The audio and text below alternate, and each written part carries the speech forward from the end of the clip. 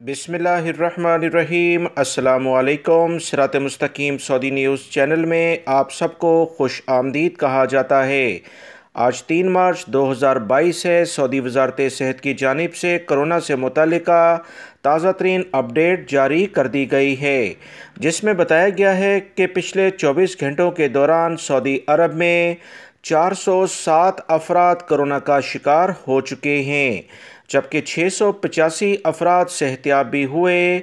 2 अफराद का पिछले 24 घंटों के दौरान सऊदी अरब में कोरोना की वजह से इंतकाल भी हो गया है। 501 अफराद की हालत काफ़ी ज़्यादा ख़राब है, इनके लिए ख़ुसूसी तौर पर दुआ की जाए। सऊदी वज़ारत सेहत की जानिब से मज़ीद जो इतलात आई हैं उसके मुताबिक ज़्यादातर कोरोना का शिकार होने वाले अफराद में वो लोग शामिल हैं जिन्होंने कोरोना से मुतल्लिका वैक्सीन नहीं लगवाई या एक खुराक लगाई थी। वीडियो लाइक करके शेयर भी कीजिएगा। अस्सलामु अलैकुम।